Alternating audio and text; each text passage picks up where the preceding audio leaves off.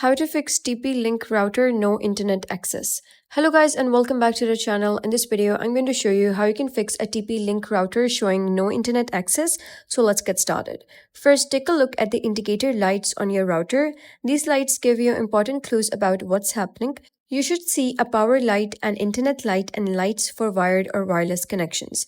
If the power lights is off, the router isn't receiving power. Check that the power cable is securely plugged in. If the internet light is off or red, your router isn't getting a signal from the modem. Make sure the Wi-Fi lights are blinking, which indicates the wireless network is active. Next, try connecting to the internet again. If it still says no internet, open a web browser, go to your router's configuration page, type either 192.168.0.1 or 192.168.1.1 in the address bar and press enter. You'll be prompted to log in. By default, both the usernames and passwords are admin unless you have changed them.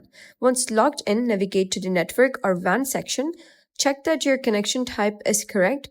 For most home setups, it should be set to dynamic IP, also called as automatic IP. If it's set to something else, switch to dynamic IP and save the changes. Wait a few minutes for the router to attempt reconnecting to the internet. If the issue persists, go to System Tools and select Reboot. After the router restarts, test your internet connection again. And following these steps should help resolve most cases where a TP-Link router shows no internet access. So that's it for today's video. If you found this video helpful, give it a thumbs up and don't forget to subscribe for more helpful tutorials. I'll see you in the next video.